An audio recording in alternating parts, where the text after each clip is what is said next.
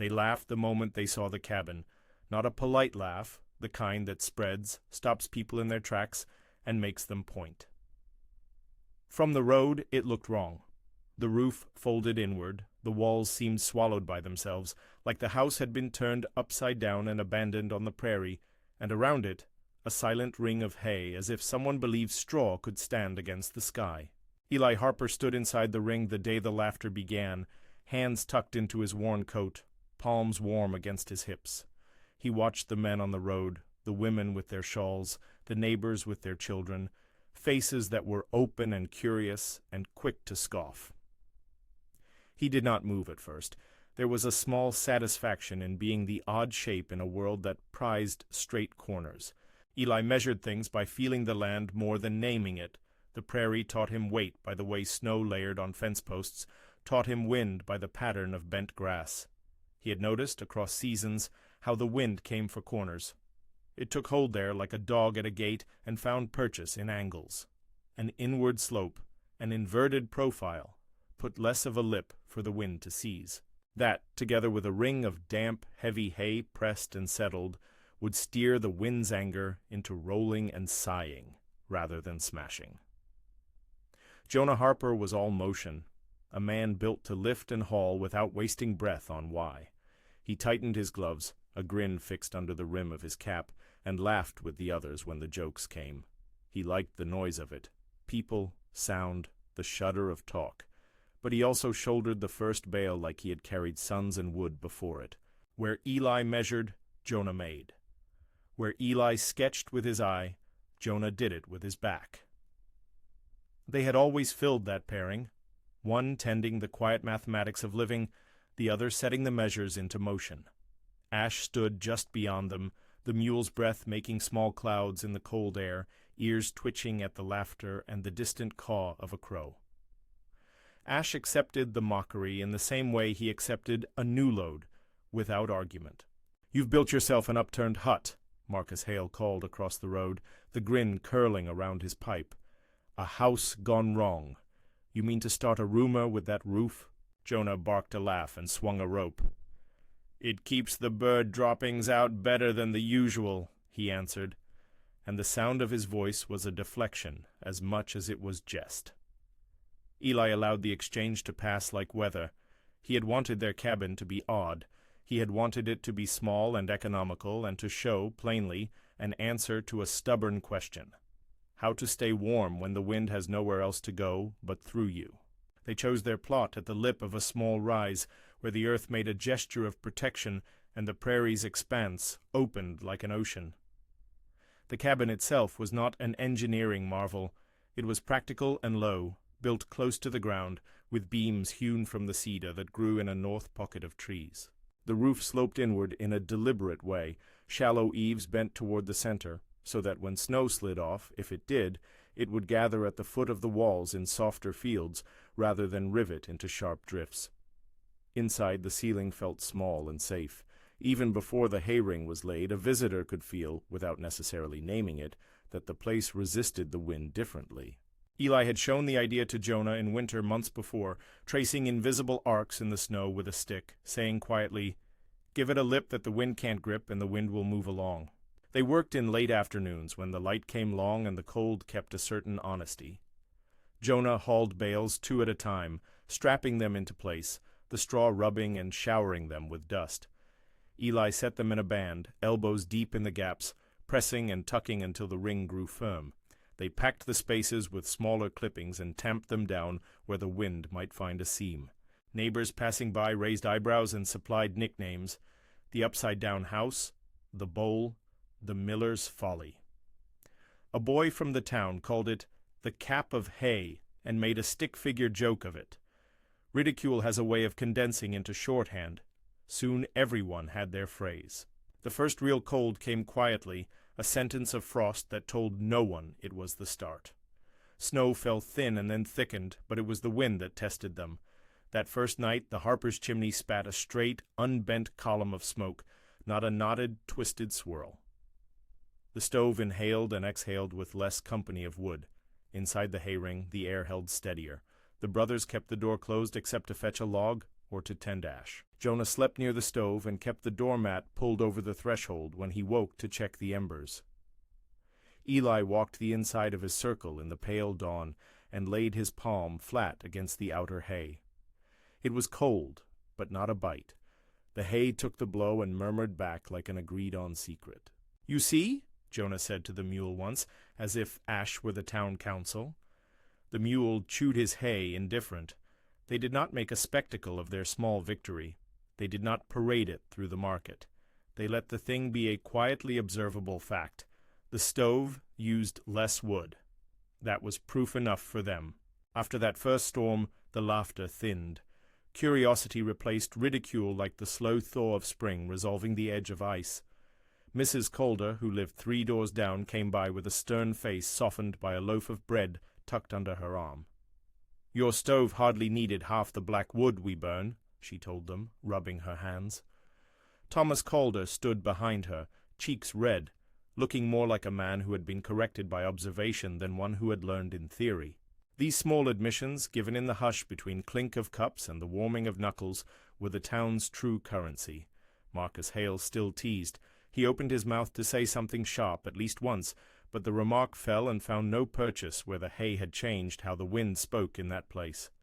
The mockery no longer felt safe as an assertion. Through November and into the lean, pale hours when noon looked like evening, life narrowed to necessary rituals. There is a rhythm to keeping warm that is a form of worship for those who live with seasons that do not forget. Each morning Jonah checked the stove, widened the embers, dragged the ash to the side, then laid the next log with a hand that meant to feed rather than to conquer. Eli, who had always been a watcher, scheduled rounds like prayers. He walked the perimeter and listened for the telltales, a hollow sounding where the hay had settled too much, a whisper that meant a seam might open. Ash needed feed and a shelter that would not turn to a wind tunnel. The brothers made a shallow stall with a tarp and an extra bale for the mule to lean against, and Ash stood patient as only an animal accustomed to steady habit could be. At night, Eli sat by the window and watched the snow gather on the inverted course of the cabin's roof, watching how it pooled and sank and decided where to hold. At first their adjustments were small, an extra bale tucked where the wind seemed to pry, a wet bundle pressed tight to a gap.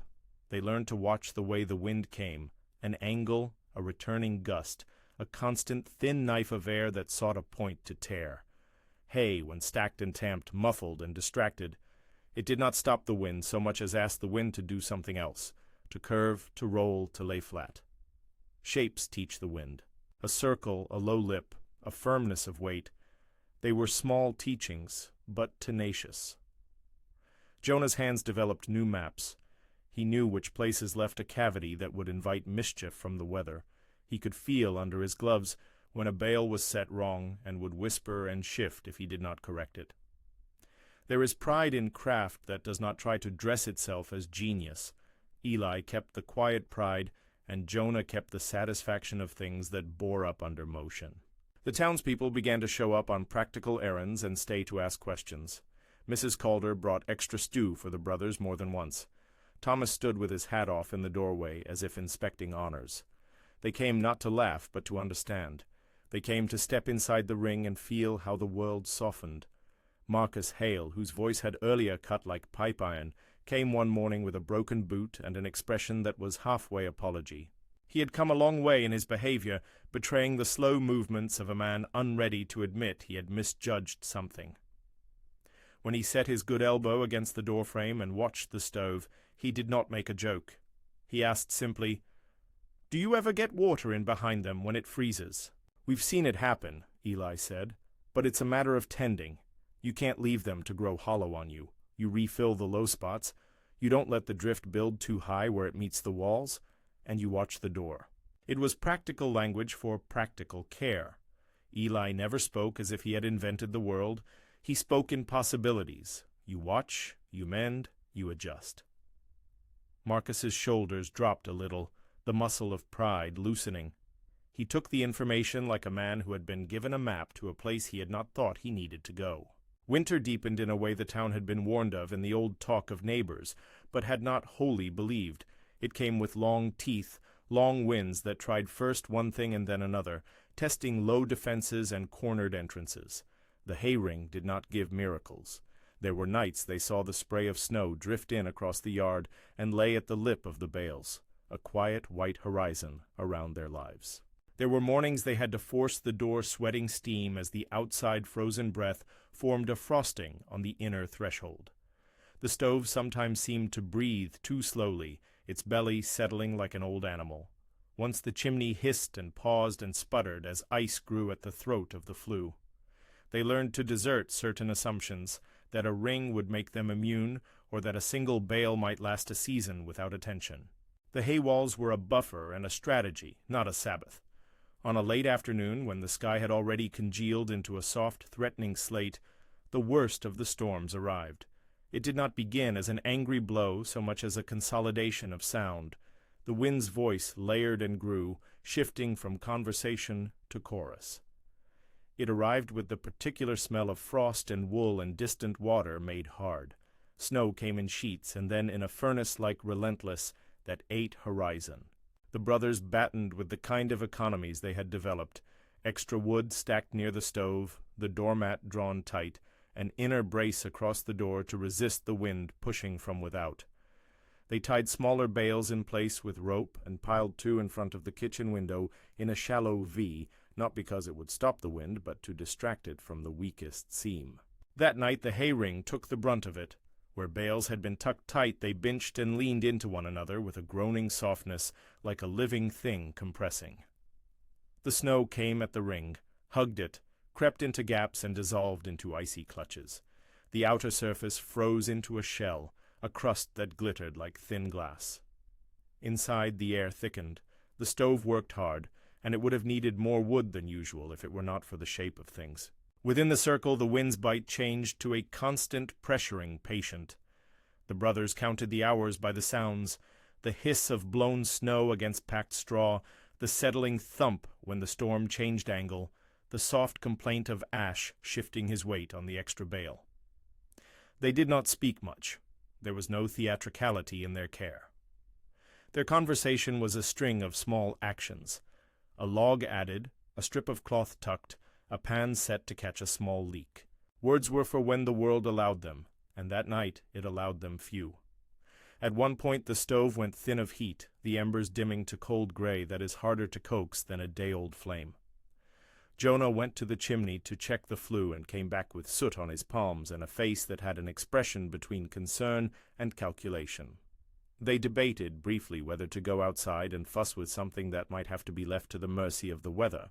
They remembered the last time they'd taken more than necessary risks. There were lines that ought not be crossed. They sat with the decision like people sitting with a hard task, aware, responsible. Around midnight came the moment the town would later call the Great Hush. That was when neighbors started knocking. The first body at the door was Thomas Calder, pale and shaking, with frost hung in his mustache and a look of a man who had just been outrun by a weather he thought he knew. He had a small child under his arm and his wife's mitten swinging from a cord tied to his belt. They had been trying to make the way to their own hearth and found the road a river of white that would not hold their feet. Marcus Hale came soon after, one boot torn and his hat skittering like a black gull on the porch. More figures moved up the lane, some limping, some with hands red and not trusting their fingers for long. They had nowhere else to go that would not risk exposing them to the full shepherding of the gale. The Harpers opened their door and did not measure the favor with pretense.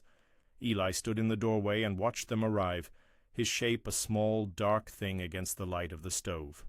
He saw in their faces the same coal of fear he had felt. It was an animal reaction that had nothing to do with pride, and everything to do with the human body's inability to outpace cold. The brothers let them in, wrapped them in spare blankets, and set them by the stove. The inside of the inverted cabin filled with bodies and breath, the sound smoothing into small conversations and the clink of cups. Ash moved closer to the group, indifferent to the politics of men but appreciative of closer food and the warmth that passed through a body. Outside the hay ring stood like a battered halo. It had not been intended to hold an army, only to coax the wind. It did not keep all the snow, nor did it promise ultimate shelter. What it had done was absorb and redirect enough of the storm's worst to create a pocket where a stove could maintain life, rather than fight futilely. Neighbors sat in the low room and passed a thermos, and Marcus Hale, who had once mocked the inverted roof, watched the way breath clouded in the interior air, and the way a child's fingers, once numb, could now curl around a mug and feel warmth. He did not say anything at first. His silence was not humility as much as it was realization. Eli and Jonah moved among the clustered bodies with a practiced, calm focus. Jonah fetched extra wood from a stack near the hearth, weaving through the small crowd without seeming to thread any pride into his motion.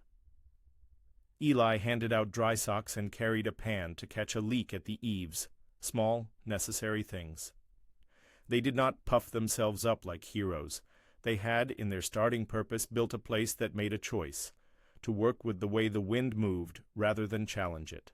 The town, huddled in their circle of straw and cedar, felt the effect in its bones. There were limits, obvious in the days after. The bales had frozen at their edges and become heavy with ice, and certain seams had collapsed under the extra load of snow and human bustle. A corner of the ring had sagged where people had leaned too often against it. The brothers did not pretend invincibility.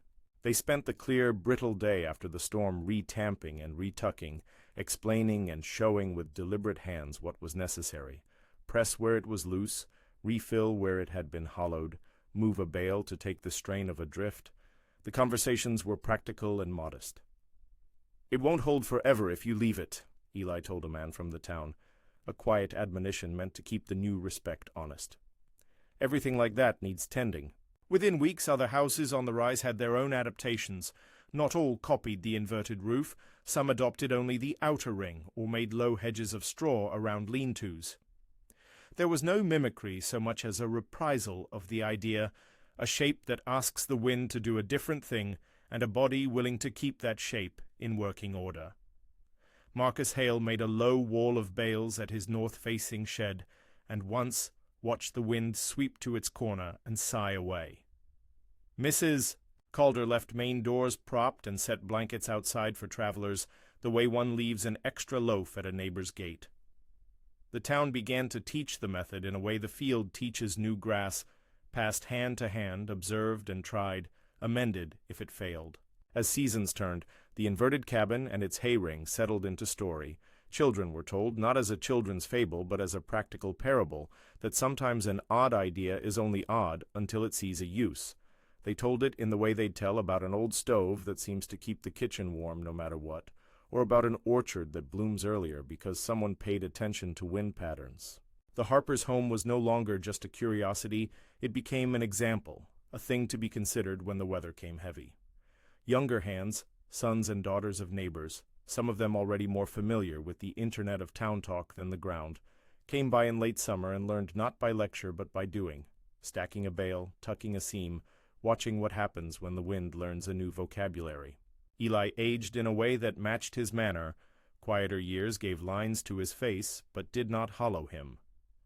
Jonah's hands grew calloused with the extra work of teaching others how to haul, how to set, how to hold a loose tongue from the pride that sometimes swells when others finally understand.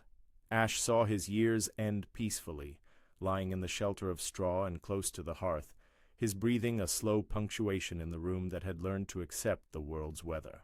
They passed, too, stories with the manner of men who had lived through something and refused to let it become legend untethered from experience. They insisted on the old truth, that the work required attendance. There were those who still laughed, in the way people laugh at things in good temper, an irony that a simple ring of feed could teach them a new grammar of winter. But by then the laughter contained more affection than scorn. Oddities are easier to stomach when the oddity returns a favor. The town used the idea in different ways: hay rings, low fences, the inverted lip of a shed roof, and each time they did it, their reasons were practical. They learned to count the costs, the need to replenish, the chance of collapse under heavy melt, the way a wall needs tending to remain a defense rather than a hazard. They learned to treat ingenuity as a partner rather than an oracle. In the long arc that stretched like the prairie itself, not a straight line but a slow curvature of memory, the story of the inverted cabin settled into the town's language. Mothers told children about the day the storm came, and the townsfolk went to the Harper's door, not to magnify the brothers, but to show how small acts can change the living condition of many. Jonah's laughter at a joke about his roof was a remembered sound. Eli's long pauses before he spoke were passed on as an example of the steadiness he believed in. People learned that the land listens to certain gestures, the way a lip invites the wind, the way a curve suggests a softer response, and that such gestures could be taught and passed on without the need for grand pronouncements. Years later, when a new family moved in down the lane, the children were shown the inverted cabin and the ring of hay, not because it was a curiosity, but because it had become a practical shrine. They were told to watch how the wind moved along the bales and to measure the difference between a place that had a lip and a place that offered a corner. They were taught to check seams and to care for something that protected more than just one home. In the telling, the practical became the ritual. The act of tucking a seam became a small sacrament to continuity. Elders who had once mocked now nodded at the sight of a child learning to stack a bale. At the heart of the story sat the brothers, two men whose ways complemented each other like the two sides of a hand. Eli, who listened and measured, taught the town a lesson that had nothing to do with heroic solitude and everything to do with being observant. Jonah, who hauled and built, showed them that implementation was the only true argument. They did not take credit as if they had unearthed some universal truth.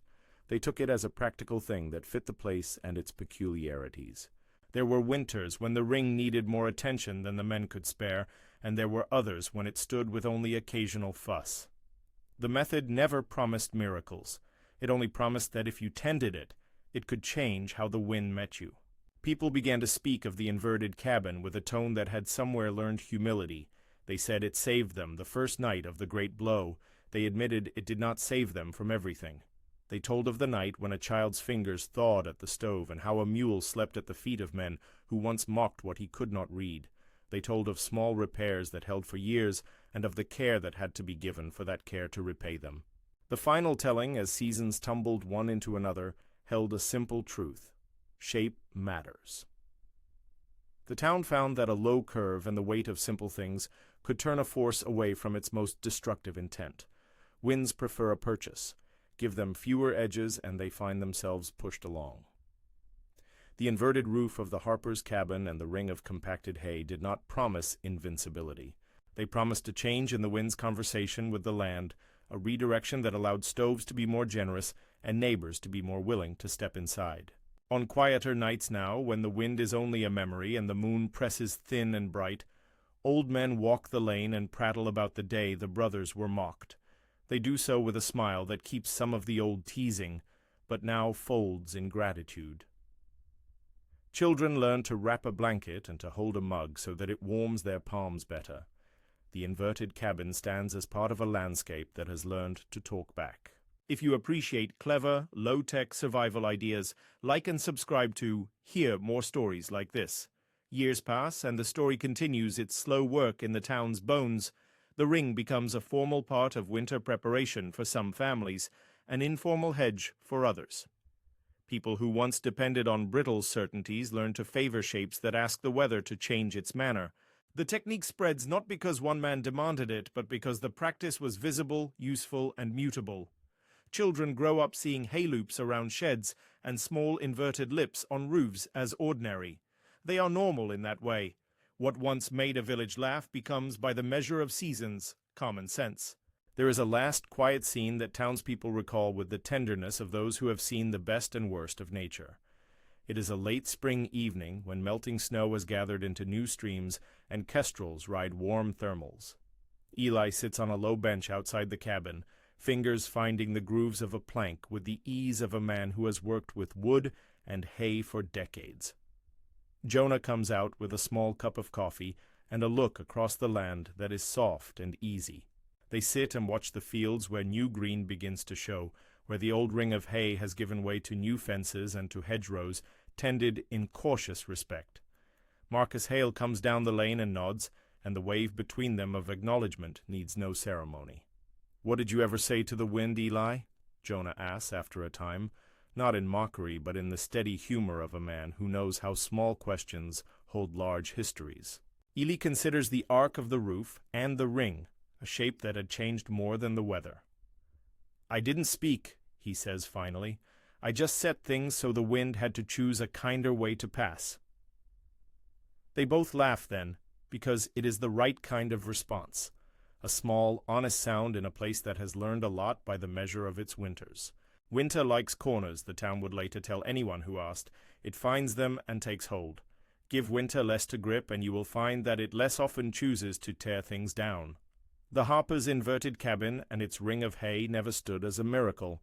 It stood as a refusal to accept a single method when the land offered other languages, and it stood as a quiet example that practical care, handed on in patient hands, will change a community's chances. Share this story if you know of a small idea that kept a house from falling into ruin, and tell in the comments a moment when humility and a little ingenuity made a town kinder.